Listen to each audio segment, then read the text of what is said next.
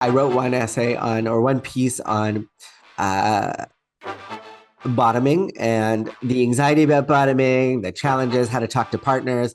And I fumbled on it so hard because I was like, oh my gosh, I'm talking about myself in part of this. And it's a different kind of beast when you put yourself out there. So that can be harder.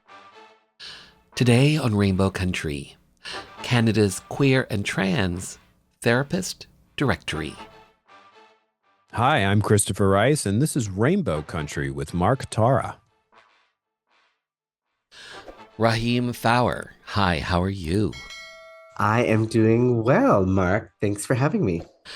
Oh, you are more than welcome. I have to say, thank you for returning to Rainbow Country. We last spoke in, I believe it was 2021. Funny how time flies.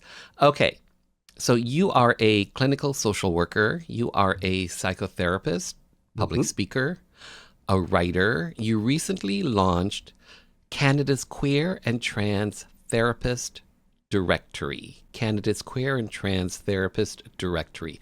Let's start there and talk to me essentially about this directory and essentially what's at the heart of it. What's it all about?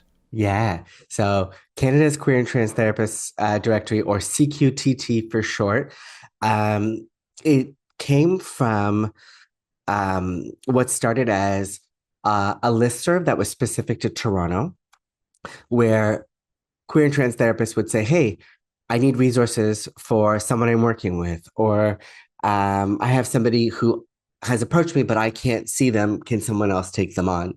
And I was moderating this mailing list for a while. And back in I want to say 2013 or so, I was working at a sexual health clinic in Toronto. And there were so many people who could pay for private therapy, but didn't know where to go because what they wanted was somebody who was queer trans identified, someone who knew their experience or who they wouldn't have to explain too much to. And so at the time, I created like this PDF document of therapists that, I knew of.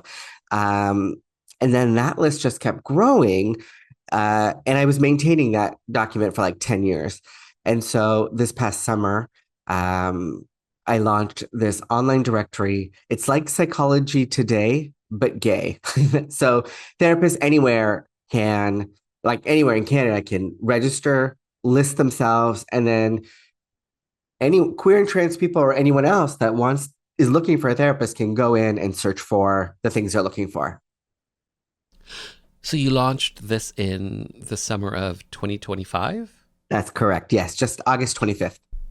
So you were just giving us essentially an overview of it, but was there a flashpoint? Was there a moment that led you to say, aha, something you were just saying, like, uh, they someone wanted specifically a queer or trans therapist. Was that the moment that sparked all of this? You know, that is, I think, the maybe the roots or the seeds even from back in 2013. But the idea of creating this directory, I think, if I had to name a flashpoint, I think it would be um, in about 2023 when the conditions of the pandemic were easing up a bit. Um, but everyone had moved to virtual practice, and you know, therapy is regulated provincially, and it didn't make sense anymore necessarily to say I can only meet with somebody in Ontario or somebody in Ontario can't see somebody in Manitoba. And so with people taking their practice online and registering with multiple colleges across the country, it made sense to have like it doesn't make sense to have everything concentrated in Toronto. Our country is much bigger than that. And using like virtual therapy is normalized now. Like it's so common.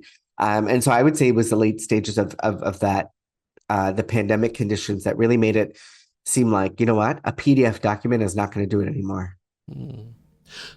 So is this across Canada then? Like, can therapists from BC or Newfoundland or wherever, can they become part of this and then uh, if a patient is in another province, can they access various practitioners potentially, or how does this Potentially. work? Yeah. So when a therapist or practitioner logs on or creates a profile, they can say where they're located and who their regulating body is. So they might say the Nova Scotia College of Social Workers. This is who I have my license with.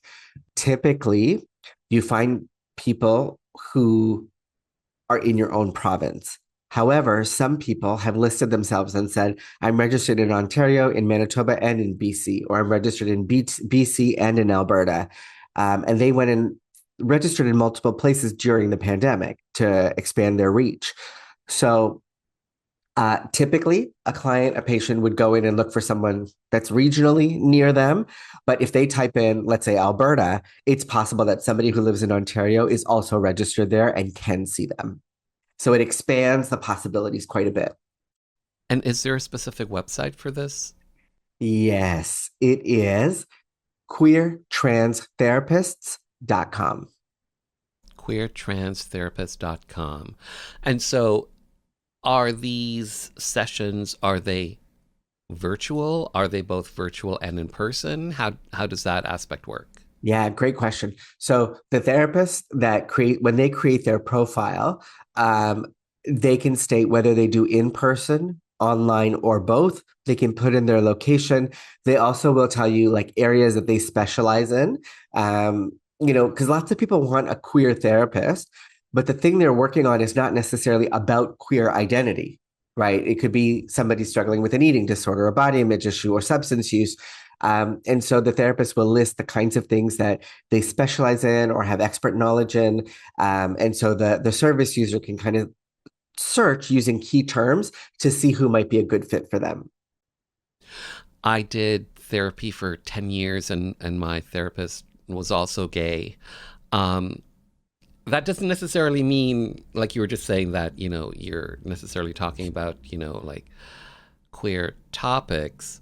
Uh-huh. And having a gay therapist doesn't necessarily mean that your therapist is necessarily a good therapist or not. Thank, 100%. thank, thank, thank goodness. Like my therapist was really good, and But did it for 10 years.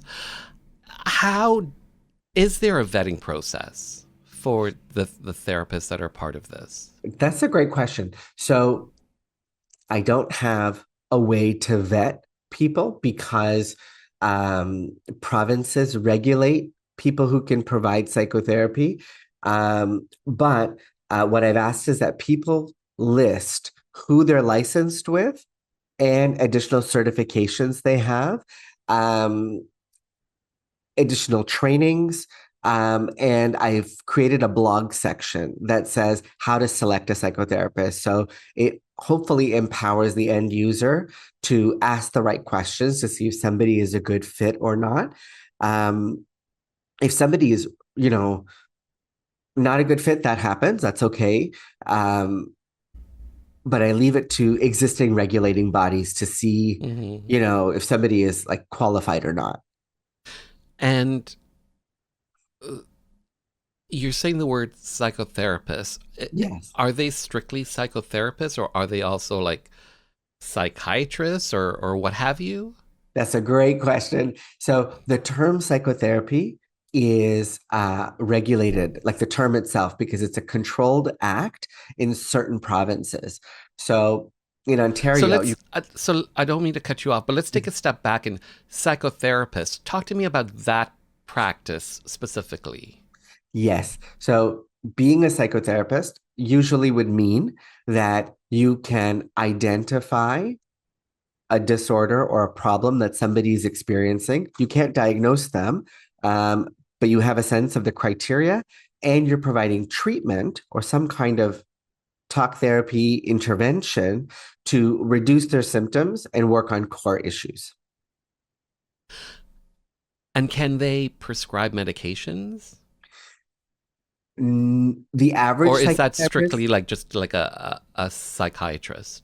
yeah, it would be the people who can prescribe medication would be nurse practitioners or psychiatrists or anyone with a medical degree.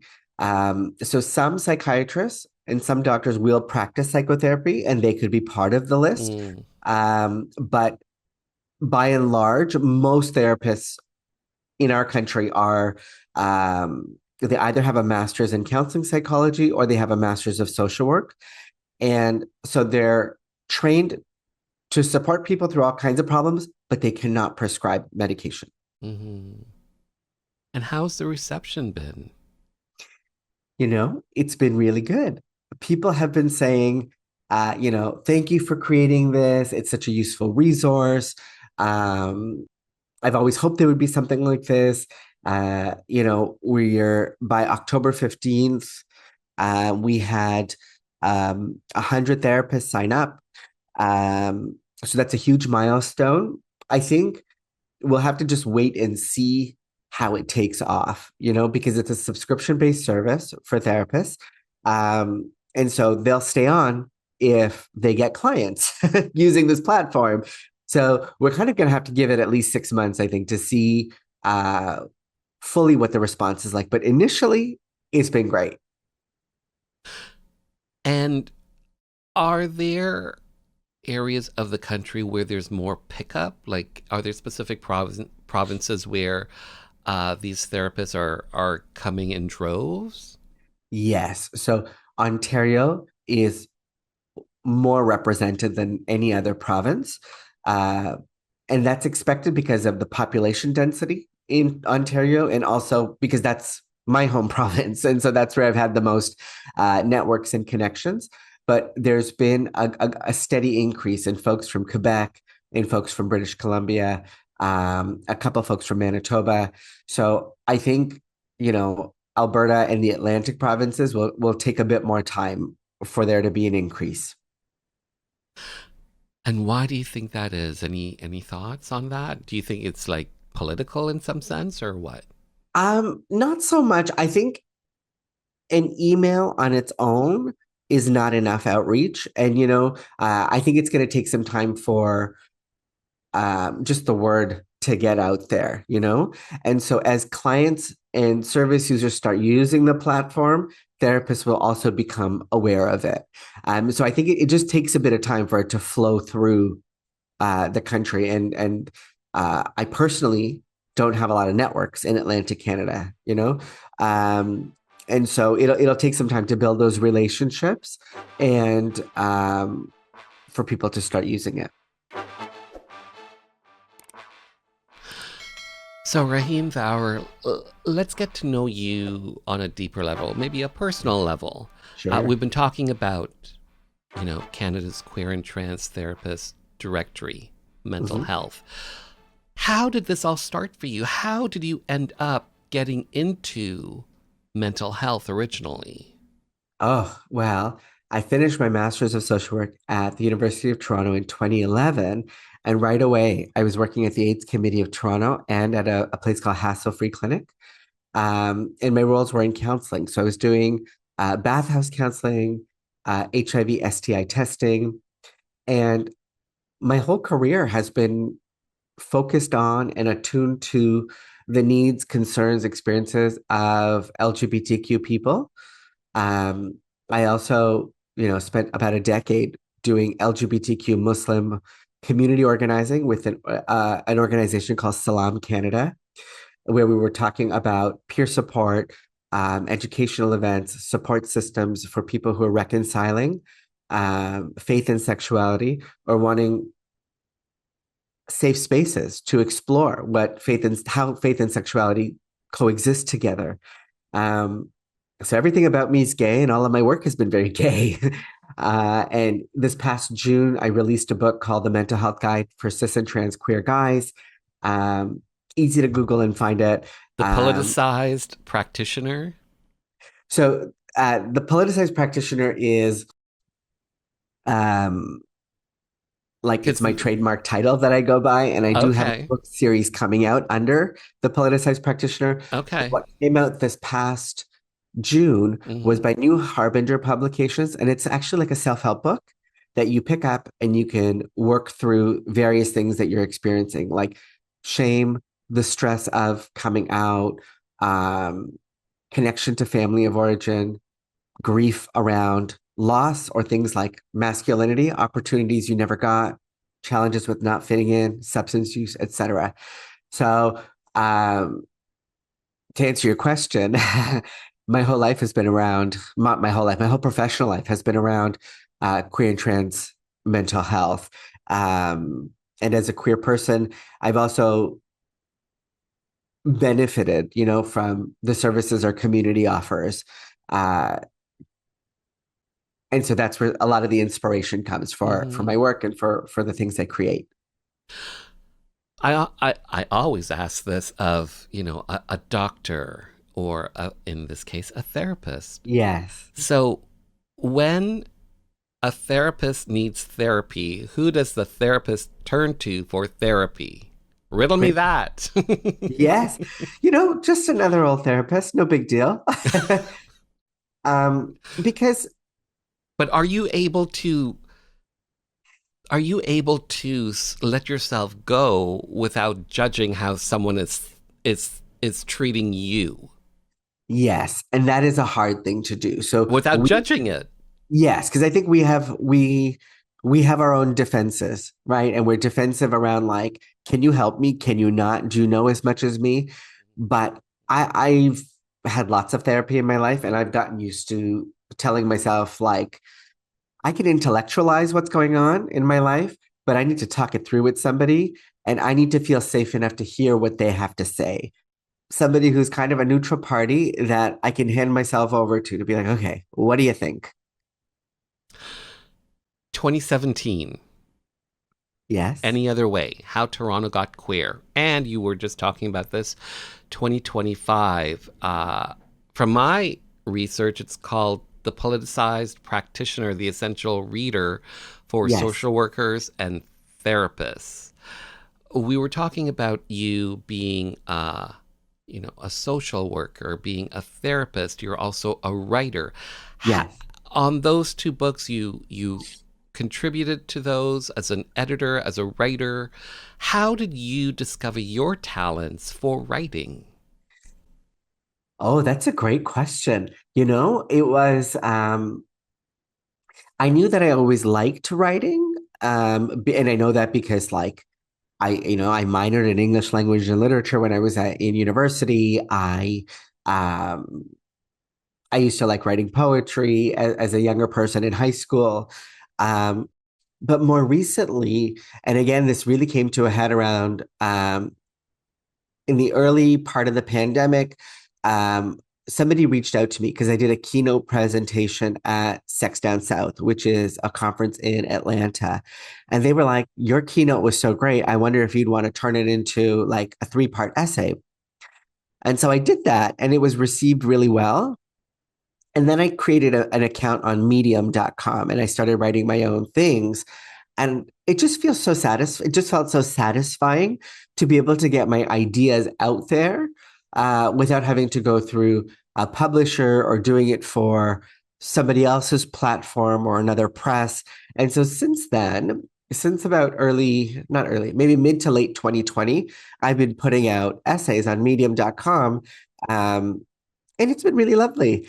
And I'm just people will tell me every now and then, oh, I read this thing you wrote on shame. I read this thing you wrote on envy. I read this thing you wrote on supporting or coming out to family members. And to me, that's just been so rewarding and satisfying. So I just keep doing it. Um, I will say, writing about topics from my expert lens is much easier than writing something that feels more personal. Mm. Like I wrote one essay on, or one piece on uh, bottoming and the anxiety about bottoming, the challenges, how to talk to partners. And I fumbled on it so hard because I was like, oh my gosh, I'm talking about myself in part of this. And it's a different kind of beast when you put yourself out there. So that can be harder. So, what was the hardest part about talking about bottoming? Well, I think anything to do with self-disclosure, you think Mm. about like, Hmm. what will it mean when this is out there? Hmm. Um, Judging you. Judging you, yeah, and it Hmm. just, even if people aren't going to judge you, it feels a certain kind of way to say I'm going to be vulnerable, right? It's a shift from I'm an expert. I'm telling you some things that I've researched and that I've seen in our community versus, here's where I come into it. Here's I'm a my big story. bottom. I'm a Yeah, submissive bottom. I'm an aggressive bottom. I'm a power bottom. all of the things. Or like, uh, the thing I talked about in that particular thing in the beginning was like, I'm an anxious bottom. I've had an experience of assault. It's not a thing I want to try for a while. But here's the thing we need to talk about when we see ourselves through a one-dimensional lens. So that's how I started it.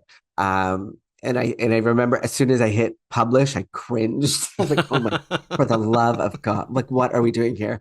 It's fine. Of course it's fine. People who are interested will read it. People who are not won't. Like, who cares? Like, it's inconsequential, but it feels different. Is all I'm saying. I love it. I love it.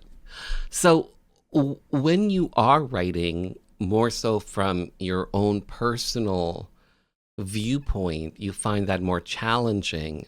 So, do you tend to do that less often then? Oh my gosh, yes. In fact, I've been working on this one book called Seeking for like 5 years, which is a collection of stories about navigating connection seeking as a queer guy, like wanting long-term connections, having long-term connections, but also wanting casual sex, negotiating non-monogamy, being somebody who, uh, you know, liked to party a lot and what that meant for seeking, when you're high at 4 a.m. and looking for whatever. Um, and I was working with a writing coach, and she was so great because I would talk the idea of each chapter through with her, and she would say, "This is so great, I love it, it's so funny," and I'm like, "Oh my God, is our hour over? Like, I can't do this anymore." Um, it just, I don't know how else to say it except it feels harder. So I've like removed the pressure of the timeline. I'm like, that'll get done when it gets done. Honestly, Hmm. it's just a different beast. It's funny because on the radio show, I rarely give my own personal monologue or Aha. whatever. I just Yes. intro straight into the interview and end of the episode. So I totally understand where you're coming from in terms of expressing your own personal views. I mean, yes, of course, I chime in when a guest is talking about certain things, what have you, but I don't necessarily, talk ad nauseum. The Right. the political practitioner.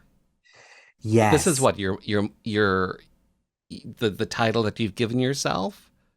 Yes, the politicized practitioner. Yes. And it's because I teach, and I actually currently am living in Alabama. I teach at the University of Alabama on a contract.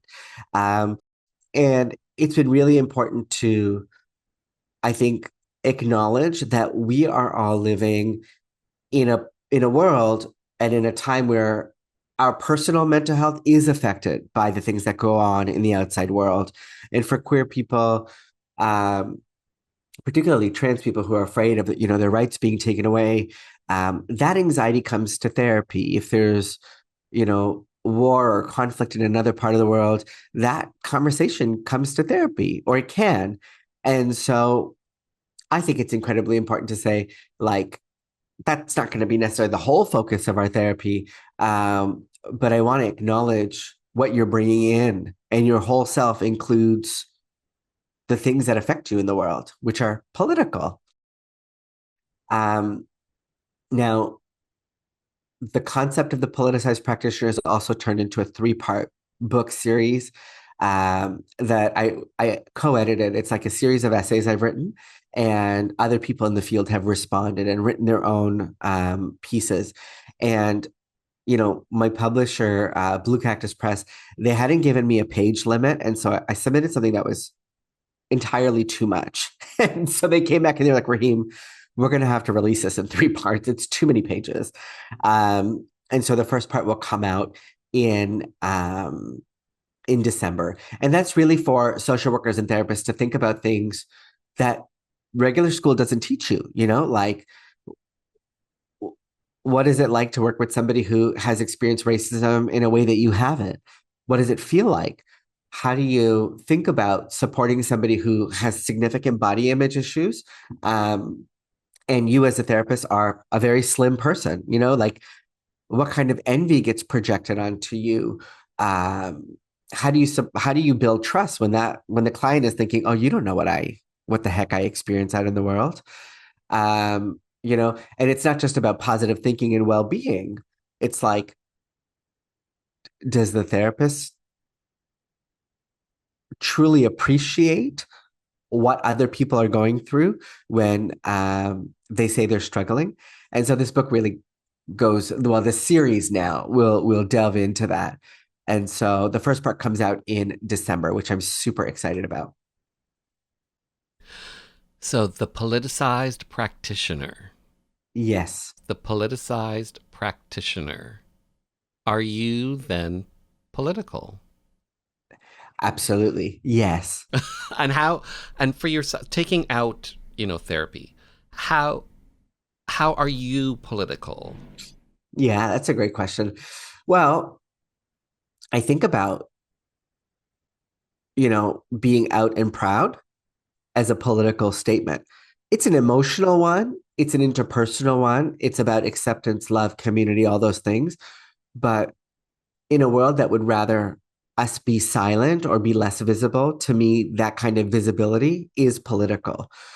People, we all still get those questions. Why do you need a gay pride parade? Or does being gay need to be such a big part of your identity? And for me, I would say, well, it wouldn't have to be if it wasn't so contested. If I didn't go into spaces wondering if I'm being looked at funny or if I will fit in, or as a femme guy, if I will face ridicule or violence, um, then it wouldn't be such a big part of my identity, but it's contested. And despite knowing that I could receive negative attention every day I wake up, I put on what makes me feel great and I leave the house and I'm trying to be my best self in the world. And to me, that's a political statement in a world that really rewards sameness, conformity, uh, hard work, keep your head down, uh, try to fit into a mold that's been created by cis and straight people. So to me, that feels very political. Um, does that does that answer Yeah, it for you? yeah. Yeah. So you're currently based in Atlanta, did you say?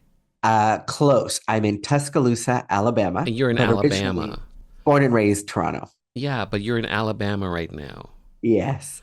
And so how have you're a Canadian Yes. and you're in America and you're also gay, you're a person of color, on and on and on and on. How are Yes. you experiencing America currently? Um, it's challenging. I'm not going to lie. I'm learning in public spaces or in on platforms where people are asking me to speak. Uh, I had to be more conscientious about how I say and what I say. Um, and that's new for me. I haven't lived under that kind of surveillance before. Um, however, uh, this past summer, I was traveling all around promoting my book, and I met so many lovely queer people around the country. And I was just also reminded of like the brilliance and resilience of queer people everywhere. Um, and so that's been really lovely. There's a difference between the anxiety we have about the state of the world, the impending, executive orders or the way legislation and laws are going. And that's a real anxiety. Like it has real consequences for people. But at the moment, I'm in a university town. My day to day is pretty good. My colleagues are really lovely and supportive. I teach in a faculty of social work, so it's a particular kind of person that is a professor in social work. And my students have been really great. I had there was some conservative backlash on campus about just me being me. And there were so many students who were right there supporting me. And so it's been a tough time, but also an eye-opening time. And there's been some beauty in just seeing how community comes together and how communities are there for each other in different places. Alabama, that's considered the Deep South, isn't it? Yes, ma'am. And so, being from Canada and you're now in the Deep South,